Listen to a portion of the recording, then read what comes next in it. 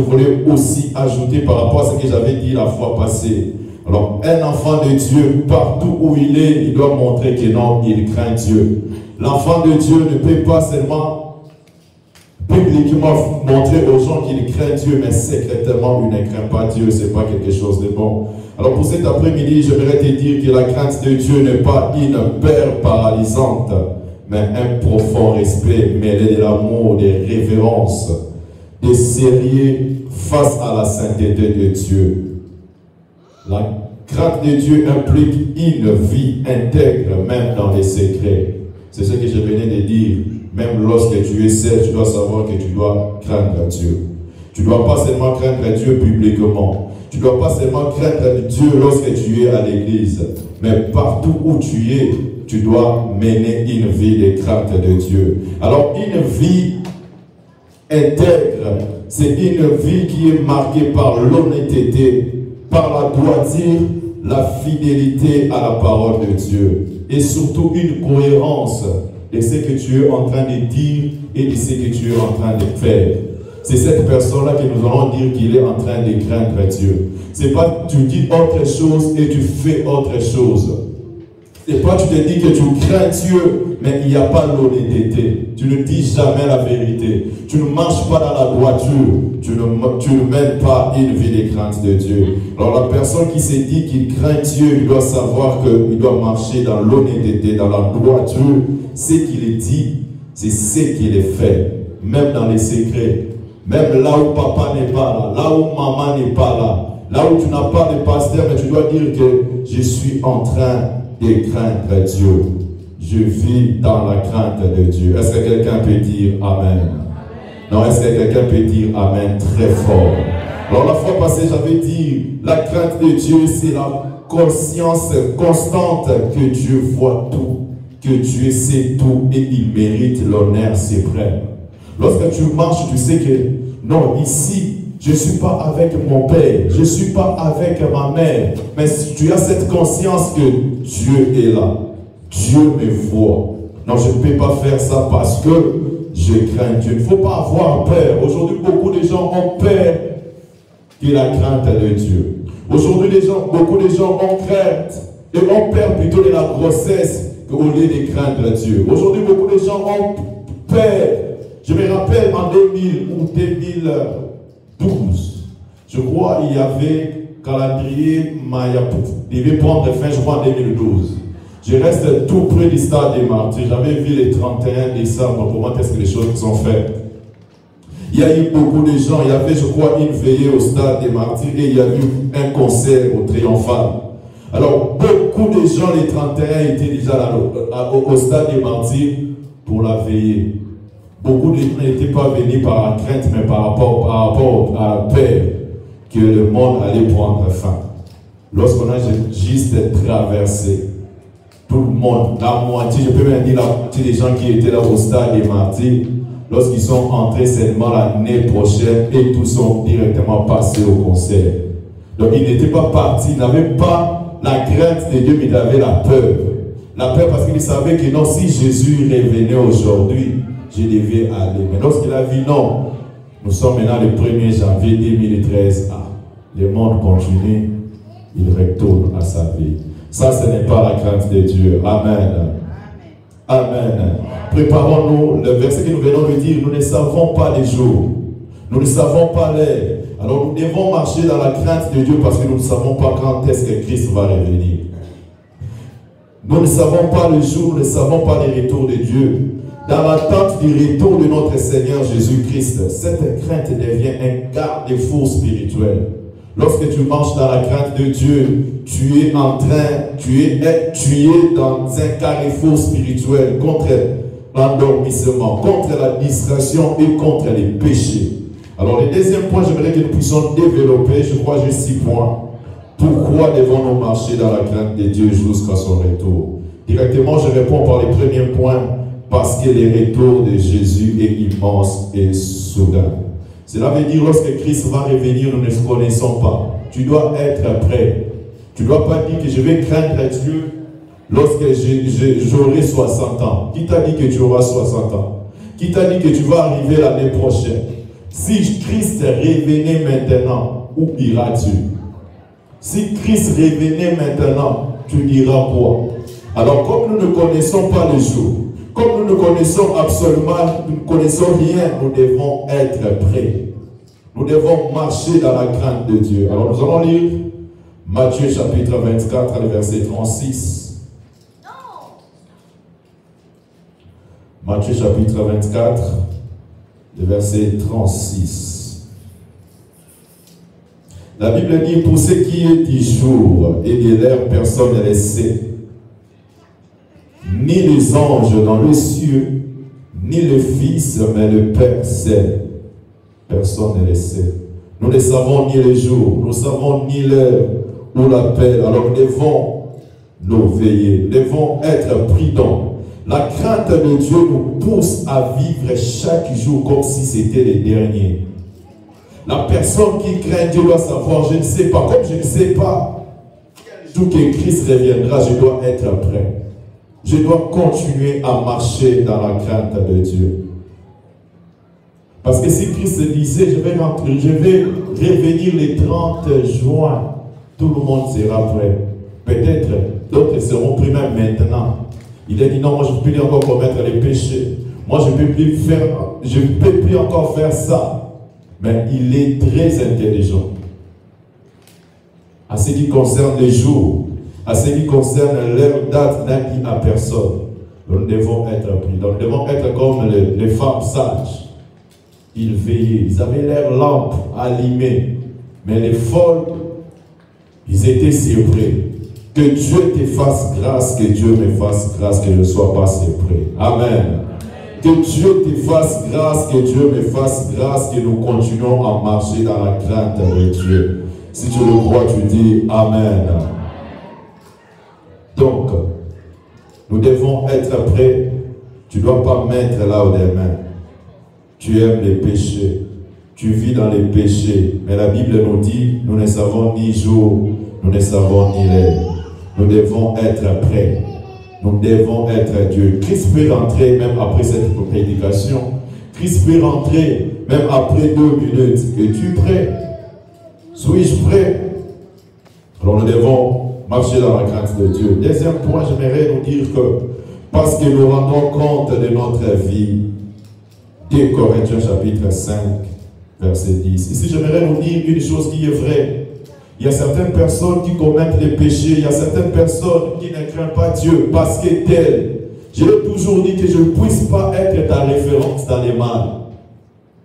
Tu ne peux pas dire que non, moi je fais le mal parce que je vois tel. Nous prions avec lui, nous chantons avec lui. Il fait ceci, il fait cela. Moi si je dois le suivre, non. Nous tous nous allons passer dans les tribunaux de Dieu. Chacun va assumer ses erreurs. Chacun. Ça ne sera pas que parce que non. Alors lorsque tu poses tes actes, tu dois savoir que tu seras seul devant Dieu. Dans les tribunaux de Dieu, il n'y a pas de favoritisme. Alors lorsque tu marches, tu crains Dieu, ça doit être personnel. Ça ne doit pas être collectif. Nous sommes des membres de l'église, mais tel ne craint pas Dieu. Comme lui aussi ne craint pas, moi aussi je vais faire. Non. Au tribunal, tu ne vas pas dire comme ça. Ça sera toi, tu seras face à ton Créateur. Tu seras face à ton Dieu. Alors ne suis pas quelqu'un. Ne suis pas ton frère, ne suis pas ta soeur. Si tu sais que telle personne ne marche pas selon Dieu, ne le suis pas. Il n'est pas ta référence. Notre référence, c'est la parole de Dieu. Notre référence, c'est la Bible. Mais aujourd'hui, on te pose la question, pourquoi tu fais ça? Tu ne vois pas tel aussi fait. 2 Corinthiens chapitre 5, verset 10. 2 Corinthiens chapitre 5, verset 10. La Bible dit, car il nous faut tous comparaître devant les tribunaux de Christ, afin que chacun reçoive selon le bien ou le mal qu'il aurait fait, étant dans son corps. Nous serons devant les tribunaux de Dieu. Si tu fais le mal, si tu ne marches pas dans la crainte de Dieu, tu auras ta récompense. Si tu marches aussi dans la crainte de Dieu, tu auras ta récompense. Alors ne suis pas quelqu'un. Toi, marche dans la crainte de Dieu. Il nous faut... Nous allons nous tous comparaître dans les tribunaux de Dieu. La crainte de Dieu nous garde humbles et conscients dans nos choix que nous faisons aujourd'hui. Et ce choix sera éternel. Ne le fais pas par sentiment. Tout ce que tu es en train de le faire, tu dois savoir que tu vas passer au tribunal. J'avais dit que Dieu sait tout, Dieu voit tout. Tu peux te dire, je l'ai fait aujourd'hui, mais devant les tribunaux de Dieu, tu répondras.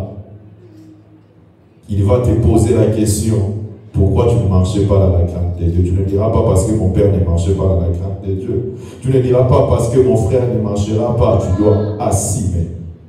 Troisième réponse. Pourquoi devons-nous marcher dans la crainte de Dieu jusqu'à son retour? Rapidement, je réponds, parce que le monde nous pousse à la négligence. Si tu regardes le monde, il te sera difficile de marcher dans la crainte de Dieu. Le monde nous propose le matérialisme. Tu es en train seulement de voir les matériels. Toi, ce qui te plaît, ce sont des matériels. Nato mabandako, nasara voiture. Ils ont un moment embêté. Mais si tes yeux sont fixés sur les matériels, il te sera difficile. Le plaisir, la routine religieuse. Tu viens seulement à l'église pour venir, par simple moyen de venir, mais Christ n'est pas en toi. Tu viens tous les jours à l'église, mais tu ne crains pas Dieu. Tu es éloigné. Mais la crainte de Dieu nous ramène les ailes et la vigilance. Amen. Est-ce que quelqu'un peut dire Amen?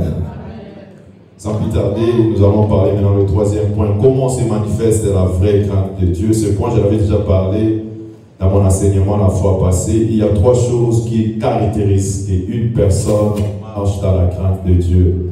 Si tu veux remarquer ou bien tu veux voir telle personne marche dans la crainte de Dieu, il y a trois choses. Première chose, c'est l'obéissance à la parole de Dieu. La personne qui obéit fidèlement à la parole de Dieu. Deuxièmement, c'est la personne qui tourne le dos au péché. J'aimerais faire une nuance. La personne qui craint Dieu, il peut arriver qu'il puisse tomber, mais il doit se relever rapidement. Il ne doit pas rester dans les péchés. Il ne doit pas pratiquer les péchés. Mais la personne qui craint Dieu, lorsqu'il tombe, directement, il se relève. Troisièmement, pour connaître la personne qui marche dans la crainte de Dieu, c'est la personne qui est humble. Il reconnaît que non, c'est l'humilité. Il reconnaît, non, j'ai péché, je dois me relever. Mais aujourd'hui, nous avons des orgueillés comme pas possible. On dit, nous allons venir faire la prière de repentance, prière de confession. Quelqu'un est conscient qu'il ne vit pas dans la bonne voie. Mais il dit, il commence d'abord à dire, qui va faire d'abord ces services-là? Je ne vois pas la personne à qui que moi je vais raconter sa vie. Tu es un orgueil. Tu dis, non, les tels services, il faut appeler un pasteur qui vient d'Afrique. Il doit venir, mais vous là, je ne vois personne, tu es orgueilleux.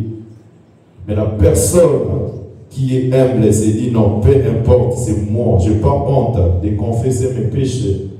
Lorsque je tombe, je dois me relever. Mais un orgueilleux ne le fera jamais. Un orgueilleux donnera toujours des raisons. Tu pêches, il cherche maintenant un autre verset. La Bible dit, mon serviteur tombera, je le relèverai. Je te dis ceci, non. Mais quelqu'un qui est humble, il se relève rapidement. Amen. Quatrième point, comment marcher dans la crainte de Dieu? Si tu veux marcher dans la crainte de Dieu, il te faut, la première chose, par la méditation régulièrement de la parole de Dieu. J'aimerais que nous puissions lire ce verset, c'est vraiment très important. Deutéronome chapitre 17, verset 19. Deutéronome chapitre 17, verset 29 et verset 19.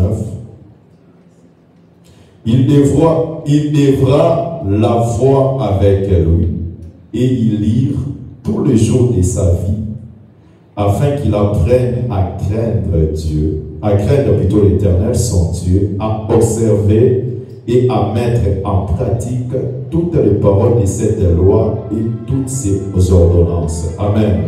Ici, c'est Dieu qui donne la loi, qui dit au roi, il doit premièrement avoir la loi avec lui. Il doit lire ça tous les jours afin qu'il puisse craindre Dieu. Amen. Nous aussi, Dieu nous a fait des rois. Nous sommes le royaume des sacrificateurs. Nous sommes des rois, nous sommes des princes. Nous devons avoir nos Bibles. Nous devons lire nos Bibles à tout moment. Lorsque tu es en train de lire la Bible, tu auras la connaissance de Dieu et tu vas les craindre. Maintenant, si toi-même tu ne lis pas la Bible, comment est-ce que tu vas la craindre? Comment est-ce que tu auras la connaissance de la crainte de Dieu? Amen. C'était une obligation pour le roi à l'Ancien Testament d'y avoir. Mais aujourd'hui, combien de personnes ont leur Bible? C'est facile aujourd'hui de trouver une personne qui a un habit de 200, de 500 $, mais qui n'a pas une Bible de 10 $. Il va te dire, non, je lis la Bible dans mon téléphone. Mais demande-lui, quel est le dernier jour qu'il a lu la Bible? Il y a certaines personnes qui lisent la Bible seulement maintenant. Et avec nos systèmes de l'église, lorsqu'on met des écrits, c'est là, c'est même son téléphone, il ne lit même pas. Mais on avait demandé au roi de lire ça chaque jour. Si on a demandé au roi, a fortiori toi qui es un enfant de Dieu.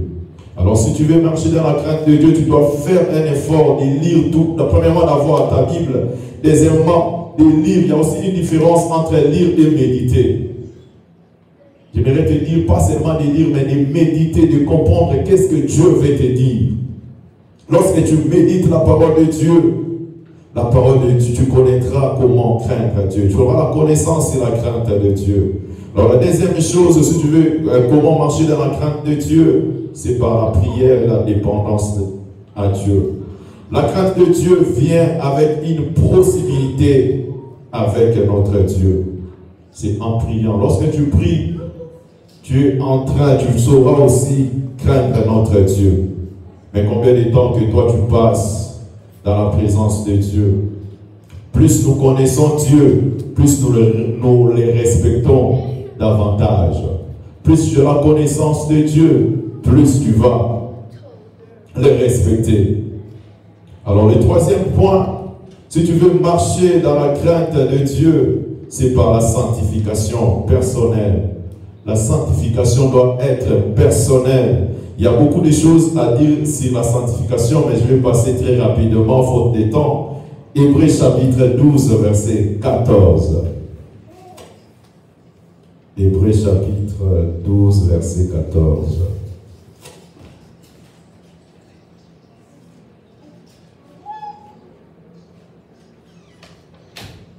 La Bible dit, recherchez la paix avec tous et la sanctification sans laquelle personne ne verra le Seigneur. Amen. La sanctification, c'est être mis à part pour Dieu. Donc tu es conscient que je ne peux pas faire ce que tout le monde fait plutôt. Tu dois refuser les compromis. Tu dois te repentir rapidement lorsque tu chutes. La sanctification nous pousse à se séparer du péché, à s'approcher de notre Dieu, à rechercher la sainteté de Dieu chaque jour. La personne qui se dit qu'il marche dans la crainte de Dieu doit chercher la sainteté de Dieu à tout moment. Amen. C'est ce que je peux dire à ce qui concerne la sanctification. Alors, quatrième point, comment marcher dans la crainte de Dieu? Je les réponds par les services fidèles et discrets. Matthieu chapitre 24, verset 46. Vous allez m'excuser, c'est un enseignement, on va donner beaucoup de versets. Amen. J'avais dit ça l'autre fois. Matthieu chapitre 24, le verset 46. Heureux ses serviteurs que son maître à son arrivée trouvera faisant ainsi. Heureux si on te trouve, tu es en train de servir. Être trouvé en train de faire la volonté de Dieu, même dans les petites choses. Maintenant, demande-toi une question. Qu'est-ce que toi tu fais? Qu'est-ce que moi je fais? Est-ce que Christ va te trouver au champ ou bien il va te pousser où? Il va te trouver plutôt où? Christ te trouvera dans les bars, Christ te trouvera dans une boîte, Christ va te trouver où? Alors, mais c'est heureux que Christ puisse nous trouver dans son champ. Et nous devons être fidèles dans l'œuvre que nous sommes en train de faire. Même si c'est petit, même si personne ne les connaît, tu dois être fidèle dans ce que tu es en train de faire. C'est là aussi, c'est craindre Dieu. Tu peux me dire, je fais cela, pasteur ne connaît pas. C'est pas important que le pasteur puisse connaître ce que tu fais pour Dieu. C'est pas important que les gens puissent t'acclamer lorsque tu fais un service pour Dieu. Mais il serait très content que Dieu puisse te reconnaître. Il serait très content que Dieu puisse savoir que tu fais ça avec fidélité. Amen. Est-ce que tu peux acclamer très fort le nom de Jésus? Alors pour finir avec ces points, j'aimerais nous dire que en choisissant la compagnie de ceux qui craignent Dieu, comment, si tu veux marcher dans la crainte de Dieu, tu dois aussi choisir. Tu marches avec qui? Tu es avec qui? Sur ce, j'aimerais, nous allons dire des passages, Proverbes chapitre 13, verset 20. Proverbes chapitre 13, verset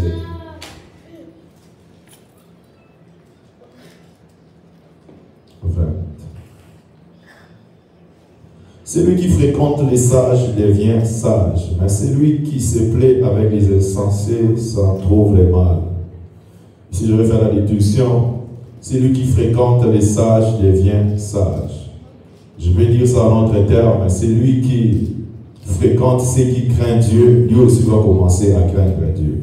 Mais si toi tu fréquentes les gens qui ne craignent pas Dieu, ils vont te ramener. Malachie chapitre 3, verset 16. Malachie chapitre 3, verset 16. Malachie chapitre 3, verset 16. Mais je n'ai pas dit qu'il ne faut pas parce que lui ne craint pas Dieu, la baissé pour que je n'ai pas dit ça. Je n'ai pas dit ça. Malachie chapitre 3, verset 16. Alors ceux qui craignent l'Éternel se parlent l'un à l'autre. Ceux qui craignent l'Éternel se parlent. Alors, ton entourage, tes amis, doivent être des gens qui craignent Dieu. Vous allez vous échanger et vous allez voir que vous allez toujours marcher dans la crainte de Dieu. Amen. Alors, le cinquième point, les avantages ou les bénédictions liées à la crainte de Dieu. Ici, je vais passer très rapidement parce que j'avais parlé de ça la fois passée. Il y a des avantages. Il y a des bénédictions qui sont liées à toute personne qui marche dans la crainte de Dieu. Premièrement, j'avais dit la fois passée, ceux qui marchent dans la crainte de Dieu, Dieu leur donne la sagesse. Je vais aller très rapidement parce qu'on avait déjà vu ça. Proverbe 9, chapitre 10. La crainte de Dieu attire la bénédiction. Psaume chapitre 128, le premier verset jusqu'au verset 4. La crainte de Dieu prolonge la vie. Proverbe chapitre 10, verset 27. La crainte de Dieu donne la direction et la clarté. Psaume 25, verset 12. La crainte de Dieu ouvre l'accès à l'amitié et à la proximité divine. Psaume 25, verset 14. La crainte de Dieu apporte la protection divine. Psaume 34, verset 8.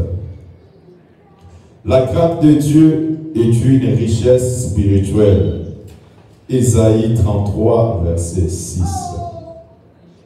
Ceux qui craignent Dieu sont bénis ainsi que leur descendance. Psaume 112, le premier verset, le verset 2. Dieu fait la différence entre ceux qui craignent et ceux qui ne les craignent pas. Malachie chapitre 3, verset 16 à 18. Je n'ai pas fait beaucoup de commentaires parce qu'on avait déjà parlé de ça la fois passée. Alors, le thème que je suis en train de développer, j'ai dit que la marche, nous devons marcher dans la crainte de Dieu jusqu'à son retour. Il y a beaucoup de gens qui se disent c'est impossible, surtout si tu es en dehors de la RDC, c'est impossible de marcher dans la crainte de Dieu. Je suis sûr et certain, nous tous nous avons déjà écouté ça, beaucoup de gens. Ceci, c'est là. Mais aujourd'hui, j'aimerais que nous puissions voir quelques exemples de gens qui ont aussi marché dans la crainte de Dieu. Certes, leur temps aussi, ce n'était pas facile. Ne nous trompons pas, leur temps était aussi compliqué. Mais c'est là où on marchait dans la crainte de Dieu. Aujourd'hui, marcher dans la crainte de Dieu, les gens vont te qualifier Aza Yuma, Aza Mbotoboko, Aza ceci, Aza cela. Or, Dieu veut que nous puissions marcher dans la crainte de Dieu. Tu ne dois pas suivre ce que les gens disent, tu dois suivre la parole de Dieu. Amen. Comme il y a eu des gens dans la Bible qui ont marché dans la crainte de Dieu, donc c'est possible que toi aussi tu puisses marcher dans la crainte de Dieu. Alors le premier exemple que je nous donne aujourd'hui, nous sommes dans Genèse chapitre 22, le premier verset jusqu'au verset 12. Nous n'allons pas lire, mais je vais vraiment expliquer. C'est l'exemple d'Abraham. Abraham, Dieu l'a appelé. Dieu a fait beaucoup de promesses à Abraham. Dieu l'a dit, je te ferai une paire de multitudes.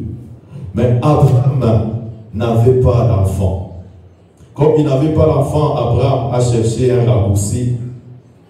Il avait un enfant avec sa servante. Et après, comme Dieu est fidèle, Dieu a accompli sa promesse. La Bible nous dit que Dieu avait donné à Abraham un fils au nom d'Isaac. Après quelques temps, chapitre 22, la Bible nous dit que Dieu a appelé Abraham. Il a dit, Abraham, j'ai besoin que tu puisses me donner ton fils. Ce n'était pas quelque chose de facile. Abraham pouvait dire, j'ai Isaac, j'ai Ismaël. Mais Dieu a précisé ton fils unique, ton fils que tu aimes. Dieu a demandé à Abraham qu'il puisse te donner son enfant, Isaac. Qu'il puisse aller à la montagne de Moriah afin qu'il puisse sacrifier son enfant. Une demande qui n'était pas facile. Une demande qui était difficile. Mais Abraham, comme il craignait Dieu, Abraham a obéi. Peut-être lorsqu'on est en train de raconter ça comme ça, mais ce n'est pas facile. C'est comme si tu es ici aux États-Unis. Tu as fait beaucoup de temps. Je donne seulement un exemple. Tu as acheté ta maison, je ne sais pas. Je prends un exemple, 300 000. Tu t'es sacrifié avec les overtime, toi et ta femme. Des fois, tu ne dormais pas. La banque a payé, toi, tu commences à rembourser. Dès que tu finis les mois ici, par exemple, le mois tu as fini au mois de mai. Maintenant, au mois de juin, Dieu te dit, prends cette maison-là, tu donnes ça au Seigneur. C'est ça la crainte de Dieu. Maintenant, tu commences à regarder les overtime. Tu commences à regarder tout ce que tu as fait. À peine. Tu n'as même pas fait une année. Donc tu finis le mois passé. Maintenant, le mois de juin, Dieu te dit donne. Mais tu vas dire non. En 2006, j'avais acheté une parcelle à Madara à $500. Je peux aussi vendre ça et venir. Dieu dit non. Dans cette cache alors je le donne. Abraham a obéi. C'est ça la crainte de Dieu. Alors par l'histoire d'Abraham, on nous apprend que la crainte de Dieu s'exprime par l'obéissance. La personne qui dit qu'il craint Dieu doit obéir, quelle que soit la demande. Tu dois obéir à ce que Dieu te dit. C'est cette personne-là que nous allons dire qu'il obéit Dieu. Comme Abraham avait obéi, c'est de même aussi, c'est possible que toi et moi que nous puissions aussi obéir. Certes, c'était difficile, mais Abraham a écouté. Abraham n'a même pas partagé avec sa femme, mais Abraham a écouté, il a même amené son enfant. La crainte de Dieu est démontrée lorsqu'on place Dieu au-dessus de tout. Abraham avait compris, il a placé Dieu au-dessus de tout, même de ce qu'il aime. Isaac était un trésor pour Abraham, mais Abraham a écouté, Abraham a obéi à la parole de Dieu. La crainte de Dieu nous pousse à une obéissance sans condition. Abraham n'a pas donné de conditions, il a écouté et il a exécuté. Amen. Les exemples que nous allons voir, c'est Joseph. Genèse chapitre 39, le verset 7 et jusqu'au verset 9. L'histoire de Joseph. Joseph vendit par ses frères. Lui aussi, on a vendu jusqu'à ce qu'il se retrouve dans la maison de Potiphar. Il était garde-corps du ministre. Et lorsque Potiphar lui a vu, il lui a donné des responsabilités.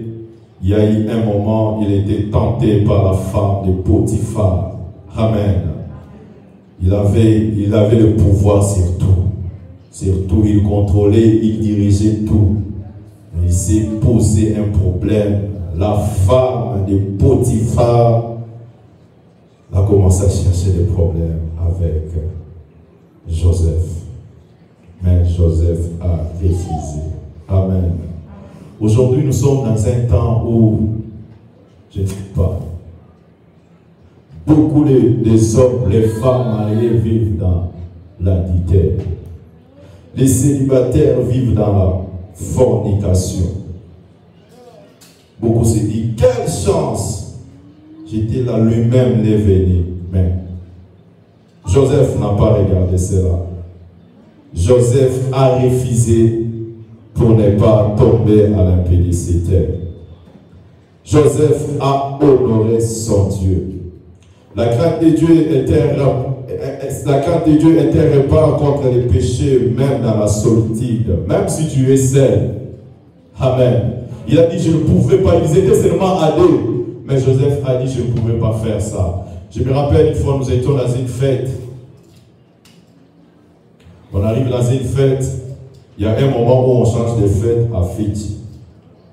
Donc quand on met la musique et toutes choses commencent, à certains moments, dans la ville où j'étais, donc on s'est connaissé, tel pris dans telle église, tel pris dans telle église, alors nous sommes retrouvés dans cette fête-là. On était nous tous dans une même table. Il y a eu un moment, j'ai juste écouté, je suis devant la chair, je ne peux pas mentir. Je ne connaissais pas la chanson, je ne sais pas si c'était DJ, je ne sais absolument rien. J'ai juste écouté les gens dire, moi ça m'oudou azadé. Même les gens qu'on était avec eux aux tables, les serviteurs et servantes de Dieu, eux aussi ils ont répondu azadé. Donc ça créait un débat, il y avait une sœur qui était tout près de moi, on a commencé à faire le débat. Elle a dit, oui, nous tous ça, moi ça m'oudou azadé, puis azadé. Toi, on a fait, premier argument, elle a donné ça. Deuxièmement, elle a dit que moi, ça m'a zate, premièrement, elle a dit que parce que toi, deuxièmement,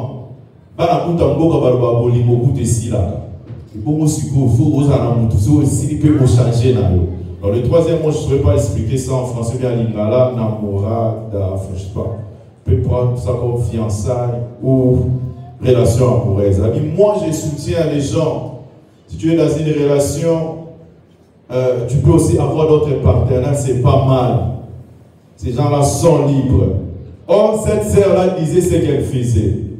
Nous, on pensait que non, c'était seulement les échanges. Si tu t'échanges avec une personne, peut-être que tu ne connais pas, il faut prendre une position qui est contraire à toi afin qu'elle puisse évoluer. Après quelques temps, on nous apprend que cette sœur a été chassée de son église. Il sortait avec deux hommes mariés. Mais c'était à la fête, tout le monde chantait. Moi, ça m'entoisait. Or, lui, il vivait ça. Mais nous sommes dans l'église, il y a certaines personnes qui le font. Alors, comme j'ai donné l'exemple d'une sœur, je dois aussi donner l'exemple d'un frère. Il nous est arrivé une fois, on était en réunion, on devait suspendre un frère.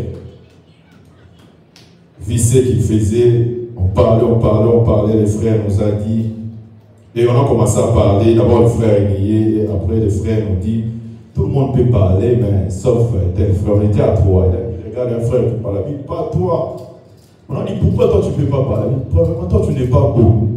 Pour parler, mais moi, je n'ai rien fait. Moi, on me tente, je tombe. On me tente, je tombe. Et c'est possible d'être beau et de craindre Dieu. Ce n'est pas parce que tu es beau de dire qu'il ne faut pas craindre Dieu. Après, il nous dit, ma mère me dit, lorsque j'ai grandi, on me dit, mon bal est à Bassi. Moi, je fais des sports. Lorsque vous partez là, prier, moi, je fais des sports. J'ai des biscuits, j'ai ceci, j'ai cela. On a dit ça, ce n'est pas la raison qui doit te pousser à faire cela, à faire ceci. Alors, ce n'est pas parce que tu n'es pas dans ton pays, tu es ici, que tu dois vivre dans la fornication. Ce n'est pas parce que tu es ici, tu es déjà marié. Pourquoi tu pars encore à l'extérieur? Alors, comme Joseph n'a pas fait ça, toi aussi, tu n'as pas le droit. La crainte de Dieu me nourrit dans la fidélité, dans les tentations secrètes. Même dans un lieu secret, tu dois marcher dans la crainte de Dieu. Alors, troisième exemple, c'est l'exemple de Job. Job chapitre 1er, verset 1er. Job 1:8, Job 2:3. La crainte de Dieu dans l'intégrité, même dans l'épreuve. Job n'a pas blasphémé. Job a passé par une souffrance terrible, mais Job a continué à craindre Dieu. Une petite souffrance, une petite souffrance. Dieu a témoigné Job. Est-ce que cet après-midi, Dieu peut aussi te témoigner? Est-ce que cet après-midi, Dieu peut aussi me témoigner que je marche dans la crainte de Dieu? Dieu, ce n'est pas un homme, mais Dieu a témoigné Job qu'il marchait dans la crainte de Dieu. C'est possible même si tu souffres. C'est possible même si tu demandes à Dieu, tu n'as pas encore obtenu de marcher dans la crainte de Dieu. Job l'a fait. Et la crainte de Dieu nous donne la force de rester fidèle malgré la souffrance. Reste fidèle à Dieu. Continue à marcher dans la crainte de Dieu. La crainte de Dieu produit une foi constante, non dépendant de la bénédiction. Il y a plusieurs personnes qui craignent Dieu lorsqu'ils sont bénis, lorsqu'ils vivent bien. Mais lorsque tu vas perdre tout ce que tu as, tu continueras toujours à craindre Dieu. Job, il avait des richesses, il craignait Dieu. Job a perdu des richesses, il craignait Dieu. Alors c'est possible que Dieu puisse nous faire grâce, que nous puissions marcher dans la crainte de Dieu. Quatrième exemple, l'exemple de Moïse. Exode chapitre 3, versets 5 à 6. La crainte de Dieu qui honore la présence de Dieu. Amen. Est-ce que quelqu'un peut dire Amen? La crainte de Dieu qui honore la présence de Dieu. Nous devons honorer la présence de Dieu. Moïse, il faisait paître les troupeaux de son beau-frère. Il a vu un ministère, il a vu les boussons Adam. Le fait qu'il sortait, qu'il ne se tenait pas. Il voulait s'approcher. Non, il n'approche pas ici, enlève tes souliers. Aujourd'hui, comment est-ce que nous approchons devant la présence de Dieu? Est-ce que tu honores la présence de Dieu? Ou nous venons comme nous voulons? J'ai toujours dit ceci, j'ai vraiment observé ceci. Je vais aussi te demander, tu vas aussi m'observer avec moi. Invite quelqu'un d'autre religion. Invite quelqu'un qui ne connaît pas le Seigneur, invite-le seulement ici à l'église. Vous allez voir les comportements de cette personne. Ce sera très différent. Tu peux même appeler cette personne, viens même ici devant prendre la photo, il ne verra jamais. Il va te dire c'est lié et saint. Mais regarde nous comment est-ce que nous regarde comment est-ce que nous nous comportons dans la présence de Dieu. Tu viens comme si c'était ta maison, tu fais ceci. La crainte qui honore la présence de Dieu. Je te dis, invite seulement la personne là, d'autres religions ici. Après prière aussi, tu l'amènes chez le pasteur. Tu verras comment est-ce qu'il est en train de parler avec le pasteur. Mais regarde toi comme tu es en train de parler avec le pasteur. Pasteur! Pas même crainte. Si tu ne crains pas Dieu, comment est-ce que tu vas craindre les hommes de Dieu? Mais si les gens d'autres religions ont le respect de la maison de Dieu, mais nous devons aussi montrer c'est maintenant notre façon de venir seulement. Nous devons honorer la présence de Dieu. Nous devons savoir que nous sommes dans la présence de Dieu. La personne qui honore la présence présence de Dieu. On ne peut jamais lui dire, il faut venir ici à temps. Lui-même doit savoir. Si dans ce monde, nous savons que non, c'est le président qui doit entrer, les présidents doivent entrer les dernières personnes. Mais nous ici, les kits commencent à 13h, toi tu viens à 15h, toi tu viens à 14h. La crainte de Dieu nous pousse à une révérence de sa présence. Alors lorsque nous devons nous approcher devant Dieu, nous devons savoir qu'il est Dieu, que ses lieux est saint. Nous devons avoir une attitude d'humilité lorsque nous approchons auprès de notre Dieu. Amen. Nous ne devons pas ramener les faits étrangers ici.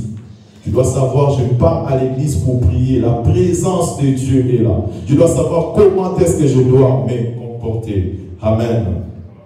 Cinquièmement, Néhémie. Néhémie chapitre 5, verset 14 à 19. La crainte de Dieu dans la gouvernance. Amen. Un problème sérieux qui se pose aujourd'hui, surtout à l'église. La crainte de Dieu dans la gouvernance. Aujourd'hui, dès que tu as un poste, c'est fini. C'est fini. Tu commences à voir les gens qu'on t'a mis là, ce sont devenus des esclaves. C'est ce que Néhémie est en train de dire, n'a pas fait ça.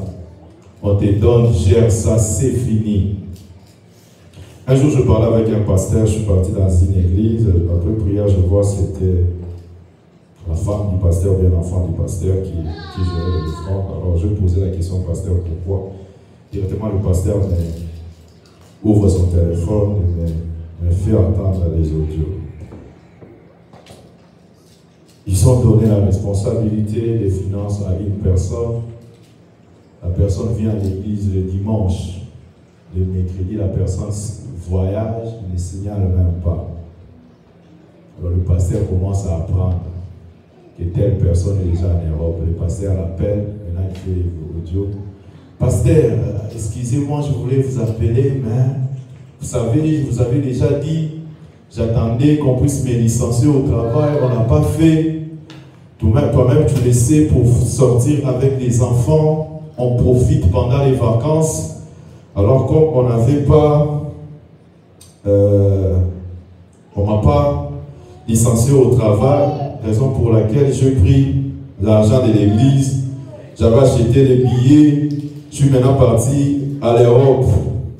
Donc, lorsque je vais arriver là-bas, quand je vais commencer à travailler, je vais rembourser l'argent de l'église. Moi-même, j'ai écouté. Le pasteur a dit, ce n'est pas la première fois. Plusieurs fois, on a mis des gens, c'est toujours des choses pareilles. La raison pour laquelle j'ai décidé, cette fois-ci, sont mes enfants ou bien ma femme. Aujourd'hui, la responsabilité. Les gens n'ont plus crainte même des choses de Dieu. Toutes les finances de l'église se partent avec ça.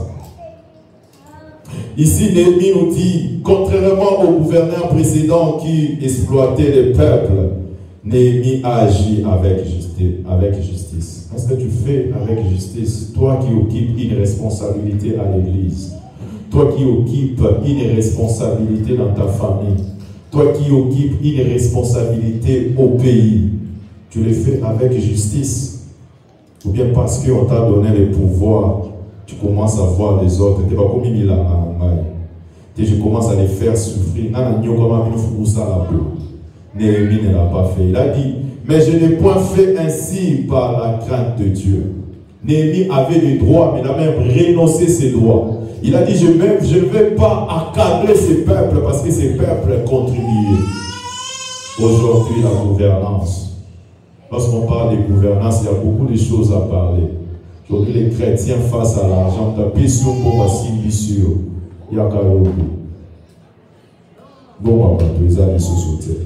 comment tu gouvernes? Tu gouvernes avec intégrité ou pas? La crainte de Dieu, toi qui es leader, la crainte de Dieu influence nos décisions, surtout lorsqu'on a les pouvoirs. La crainte de Dieu produit l'intégrité dans la gestion des ressources et la responsabilité. Amen. On va finir, 3 minutes, je vais finir. L'église primitive, une communauté qui craint Dieu. Actes chapitre 9, verset 31. cette église marcher dans la crainte de Dieu. Aujourd'hui, les miracles ne se font plus à l'église parce que beaucoup de gens à l'église ne craignent pas Dieu. Il y a eu beaucoup de compromis dans l'église. Je suis né, grandi à l'église, je connais beaucoup de choses à l'église. Aujourd'hui, vous voyez voir beaucoup de gens en train de servir, mais ils sont dans des compromissions. Ici, tel sort avec tel, mais ne va pas dire ça au pasteur. Lui aussi, c'est que tel fait ça. T'es dans bomba parce qu'il y a bomba, il n'est pas pasteur. Comment la gloire de Dieu va se manifester? Amen. Tel fait le mal, mais on n'a pas le droit de le dire parce qu'il est mon ami.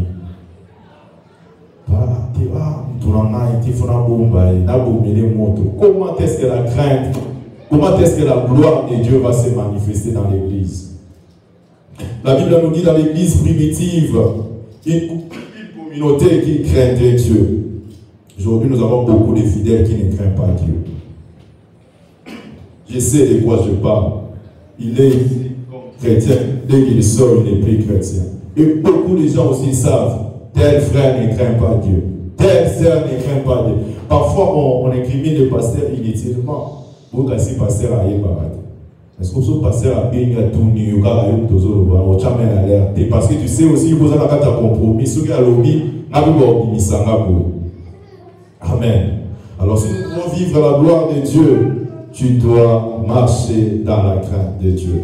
Ce n'est pas parce que nous sommes dans une même église que tel ne craint pas Dieu que moi je ne peux pas aussi craindre Dieu. Non.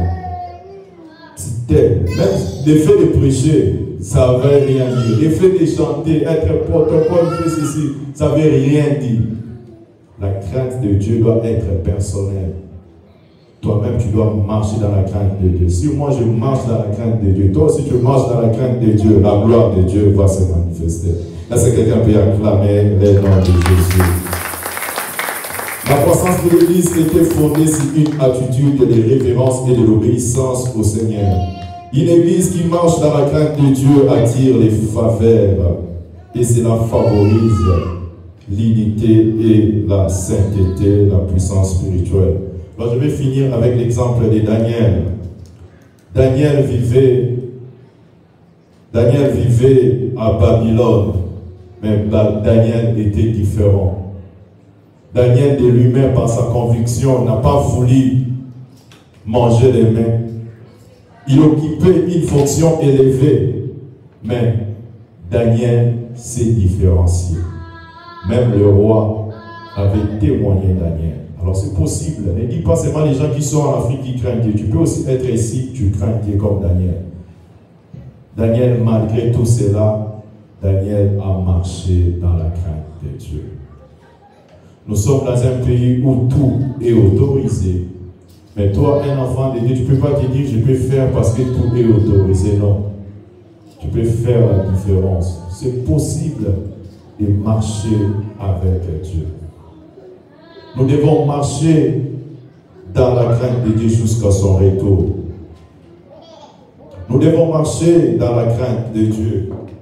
Ce n'est pas les milieux, ce ne sont pas des gens. En pédagogie, on dit les milieux influencent l'éducation des langues. Mais aujourd'hui, il y a même des vieux qui sont influencés. Pourquoi tu prends la bière? Parce que tu es aussi prévu. Alors toi, à ton âge, on est en train de t'influencer. Pourquoi tu fais ça? Parce que tu es... Non. Marche dans la crainte de Dieu. Les milliers, les gens ne peuvent pas t'influencer. Donc c'est possible de marcher dans la crainte de Dieu. Toi qui ne marches pas dans la crainte de Dieu, prends cette résolution. Quand Christ reviendra, nous ne connaissons ni jour ni l'heure. Ça sera soudain. Tu iras où? Et toi qui marchais dans la crainte de Dieu, tu as stoppé. Relève-toi. C'est possible. Ne dis pas que ce sont des tels messages. Le message à Boubangi, c'est là où Boubangi s'attend. Christ revient. Nous ne savons pas. La mort peut aussi t'attraper. Qui t'a dit que tu seras comme ces voleurs avant de faire grâce? Non. Prépare-toi. Sois prêt. Christ revient et il revient bientôt. C'est certes. Il ne faut pas dire non, on a déjà parlé de ça il y a 2000 ans. Moi, je crois à la parole de Dieu.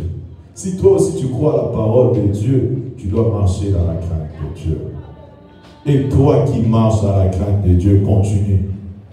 Que personne que les milliers ne puissent pas t'influencer. Que les gens ne puissent pas t'influencer. Tu te dis, la Bible dit, celui qui se sanctifie continue tout à se sanctifier. À continuer toujours pour ça. Alors toi qui marches à la crainte de Dieu, continue à le faire. Tu auras ta récompense à Dieu. Tu ne le fais pas pour les hommes. Les gens peuvent te voir, aux aïeux, aux aboués. Mais Dieu sait, Dieu voit. Ne serons pas les hypocrites. Ne serons pas les gens qui ont des faces. Mais seront les gens qui savent que non, Dieu va revenir. Je dois marcher dans la crainte de Dieu. Marcher dans la crainte de Dieu, c'est choisir chaque jour de vivre avec sérieux, intégrité et humilité. Envie de rencontrer Jésus-Christ face à face. Il revient bientôt. Seras-tu prêt? Seras-tu prêt lorsque Christ viendra? Alors pour cet après-midi, que Dieu nous bénisse. Là où tu es, tu vas fermer les yeux, tu vas prier. J'aimerais prier avec 3 catégories de personnes. Première catégorie, les gens qui ne marchent pas dans la crainte de Dieu. Tu es conscient. Tu fréquentes l'église, mais tu es conscient que tu ne marches pas dans la crainte de Dieu. Tu vas prier dans ce sens, tu lui demanderas à Dieu, fais-moi grâce. J'ai besoin de marcher dans la crainte de Dieu. Deuxième catégorie des gens, tu marchais dans la crainte de Dieu, mais l'influence du monde, les gens, les milliers de gens t'ont influencé. Dis à l'Éternel, relève-moi, fais-moi grâce. J'ai besoin de continuer. La marche est encore longue, les chemins encore longs. Dis à l'Éternel, donne-moi la force. J'ai besoin de marcher dans la crainte. Et troisième catégorie, toi qui sais que tu marches dans la crainte de Dieu, tu pries à l'Éternel, tu dis, Seigneur, fais-moi grâce. Napoui Samate, Soumangaï, qui ne me connaît pas Kozonga. Na continue, tant que nous prions au nom de Jésus. Alléluia.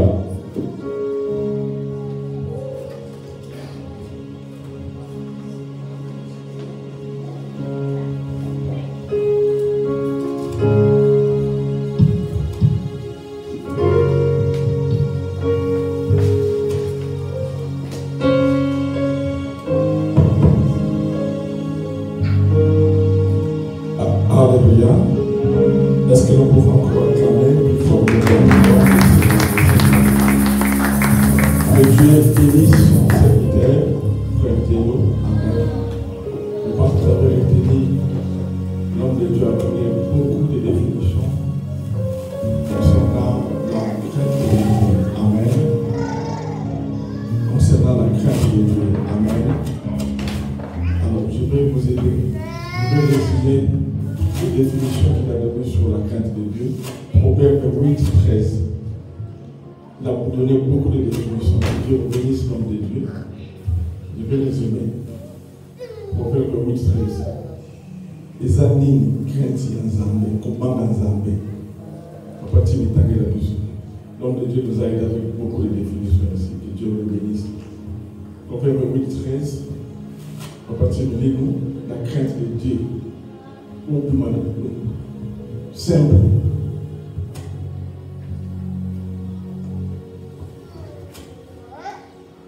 Proverbe chapitre 8, verset 13, nous lisons au nom de Jésus.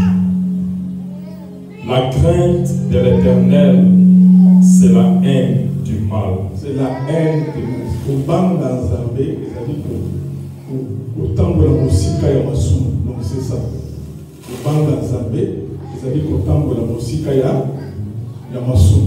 Au banc dans Zambé, c'est-à-dire qu'on s'attacher dans Massoum. Il y a c'est la haine du mal, l'arrogance et l'orgueil, la voix du mal, c'est ça. L'orgueil, les mensonges, l'arrogance, vantard, mensonge, l'impudicité, c'est ça le mal. L'adultère, quoi encore? Tout ça, c'est ça. Comment dans Zambé, c'est-à-dire qu'au temps de la musique est passée. Amen. Que Dieu bénisse son serviteur. Quelqu'un connaissant, prends ton offrande, prends votre dîme. Prions pour cela. Amen. Prions au nom de Jésus-Christ.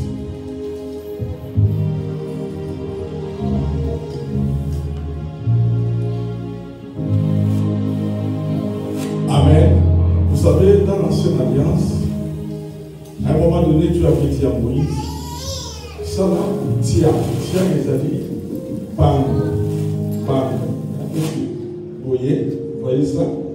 Albi, soit vous voyez ça là, bang.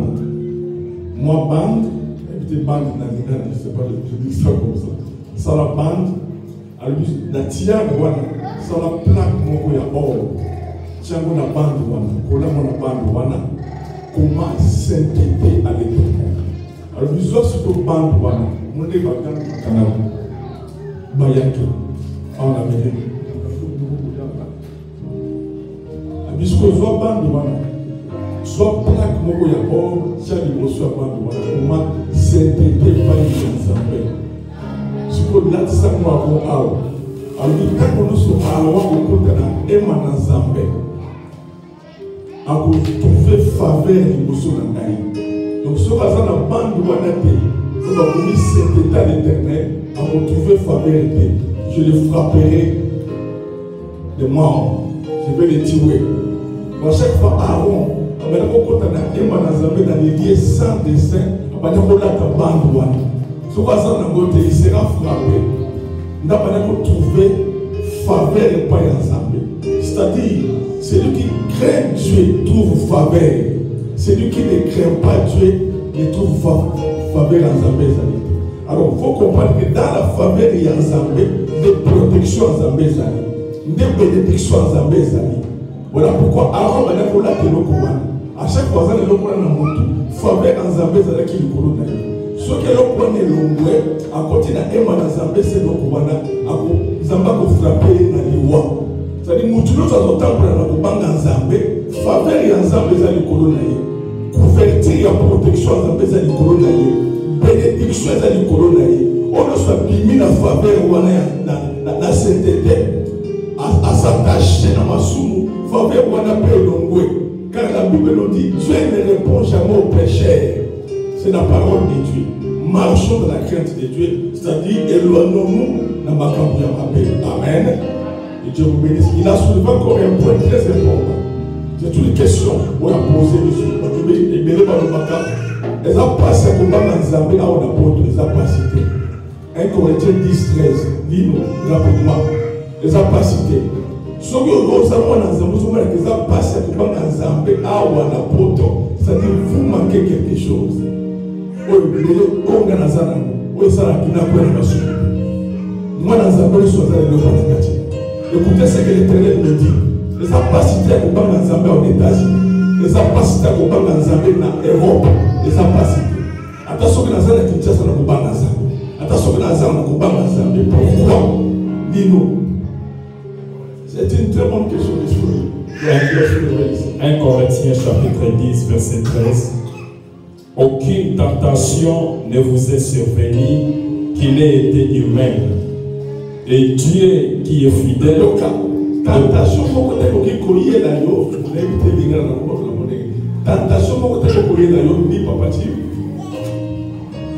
aucune tentation ne vous est survenue qui n'ait été humaine. Les alliés, nous tentation nos alliés, à niveau d'ailleurs en tant qu'humain.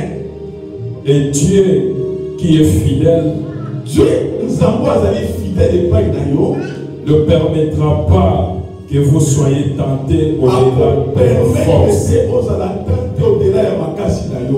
Mais avec la tentation, il nous préparera aussi les moyens d'en sortir, afin que vous puissiez la supporter. Est-ce que ça passe? C'est ça. Quand on se tentation, nous avons fait ça, tu comprends pourquoi nous avons pris des tentations? Parce qu'il vous manque quelque chose. L'Esprit de Dieu. Vous ne voulez pas vous laisser conduire par l'Esprit de Dieu. Le premier Kamouya Massou, vous êtes Kamouya volonté. Ce que nous devons aller à Soumouka, à Soumouka, nous devons aller à Soumouka, à Soumouka pété. Permettez-moi de revenir comme vous les autres toucher l'intimité. Au Soumouka, nous devons aller à Soumouka. Pourquoi Dieu ça? Vous voyez? C'est aussi comme ça avec les péchés. Les années qui ont la volonté, l'esprit de Dieu, sur le pays,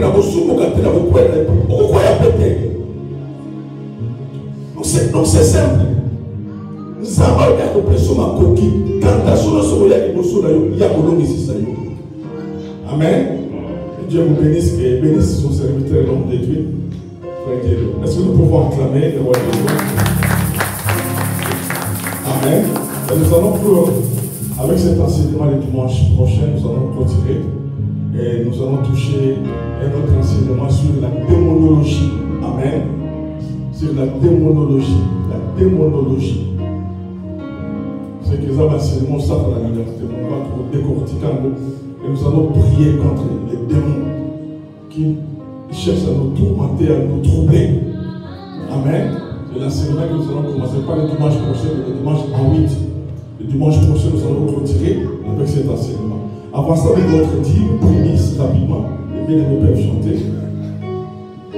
Si vous n'avez pas l'argent, la sœur est là, la sœur divine, soulevez seulement votre main avec votre carte et il peut vous aider. Elle peut vous aider. Avancez avec votre dîme, que Dieu vous bénisse.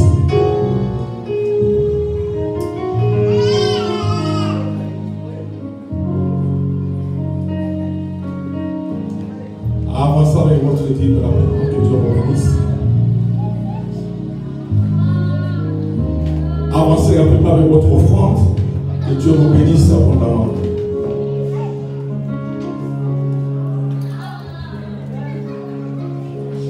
Que Dieu vous bénisse. Avancez rapidement. Si vous n'avez pas d'argent, la sœur divine est avec votre carte. Il peut vous aider avec votre carte.